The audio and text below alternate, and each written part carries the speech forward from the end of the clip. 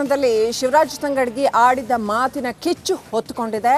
ಗೃಹ ಸಚಿವ doctor G Parameshwar ಇದಕ್ಕೆ ಸಮರ್ಥನೆಯನ್ನು ಕೊಟ್ಟಿದ್ದಾರೆ. ರಿಪಬ್ಲಿಕ್ ಕನ್ನಡಕ್ಕೆ ಮಾತನಾಡಿ ಗೃಹ ಸಚಿವರು ಇದಕ್ಕೆ ಸಮರ್ಥನೆಯನ್ನು ಕೊಟ್ಟಿದ್ದಾರೆ.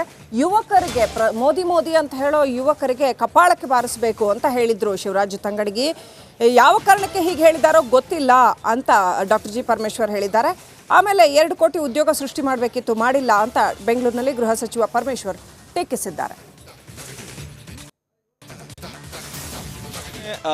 ಸಚಿವರಾದಂಥ ಶಿವರಾಜ್ ತಂಗಡಿ ಅವರು ಒಂದು ವಿವಾದಾತ್ಮಕ ಹೇಳಿಕೆಯನ್ನು ಕೊಟ್ಟಿದ್ದಾರೆ. ಸರ್, ಮೋದಿ ಅನ್ನೋರ ಕಪಾಳಕ್ಕೆ ಹೊಡಿರಿ. ಅವ್ರು ಸಮರ್ಥನೆ ಮಾಡ್ಕೊಂಡಿದ್ದಾರಲ್ಲ, ಅವ್ರು ಸಮರ್ಥನೆ ಮಾಡ್ಕೊಂಡಿದ್ದಾರೆ. ಯಾವ ಕಾರಣಕ್ಕೆ ಹೇಳಿದಾರೋ ಗೊತ್ತಿಲ್ಲ. ಅವರು ಯಾವ ಕಾರಣಕ್ಕೆ ಹೇಳಿದ್ದಾರೆ, ಯಾರೋ ಅವರಿಗೆ ಇನ್ಸ್ಟಿಗೇಟ್ ಮಾಡಿದ್ದಾರೆ, ಆ ರೀತಿ ಹೇಳೋವಂಥದ್ದಕ್ಕೆ ಕಾರಣ ಯಾರು ಅಂತ ಗೊತ್ತಿಲ್ಲ ನನಗೆ. ನೀವು ಅವ್ರನ್ನೇ ಕೇಳಬೇಕು. ಅಲ್ಲ, 2 ಕೋಟಿ ಉದ್ಯೋಗ ಸೃಷ್ಟಿಸಬೇಕಾಗಿತ್ತು, ಪ್ರತಿ ವರ್ಷ ಸೃಷ್ಟಿಸಿಲ್ಲ. ಹಾಗಾಗಿ ಮೋದಿ ಅನ್ನುವಂಥ ಯುವಕರನ್ನು ಕಪಾಳ ಕೊಡಿರಿ ಅನ್ನುವಂಥದ್ದು. ಸರ್, ಅವರು 2 ಕೋಟಿ ಉದ್ಯೋಗ ಸೃಷ್ಟಿ ಮಾಡಬೇಕಾಗಿತ್ತು, ಮಾಡಿಲ್ಲ. ನಾವೆಲ್ಲರೂ ಕೂಡ ಅದನ್ನು ಇಡೀ ಜನಸಮುದಾಯಕ್ಕೆ, ಯುವಕರಿಗೆ ವಿಶೇಷವಾಗಿ ತಿಳಿ ಹೇಳ್ತೀವಿ. ಅಂದರೆ ಸುಳ್ಳು ಹೇಳಿದ್ದಾರೆ. ಒಂದು ಪ್ರಧಾನಮಂತ್ರಿಗಳು ಸುಳ್ಳು ಹೇಳೋದು ಅಂದರೆ ಏನು? ಅದು ಯುವಕರಿಗೆ ತಪ್ಪು ದಾರಿಗೆ ಎಳಿತಕ್ಕಂಥ ಪ್ರಯತ್ನವನ್ನು ಮೋದಿಯವರು ಮಾಡಿದ್ದಾರೆ ಅಂತ ಅನೇಕ ಸಂದರ್ಭದಲ್ಲಿ ಎಲ್ಲರೂ ಹೇಳಿದ್ದಾರೆ.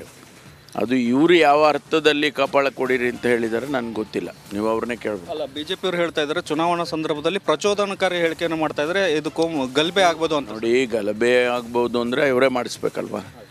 ಯಾರು ಗಲಭೆ ಮಾಡೋದು? ಭಾರತೀಯ ಜನತಾ ಪಾರ್ಟಿಯವರೇ ಗಲಭೆ ಮಾಡಿಸ್ಬೇಕು. ಯಾರು ಹೇಳ್ತಾರೋ ಅವರೇ ಮಾಡಿಸ್ಬೇಕಲ್ವ?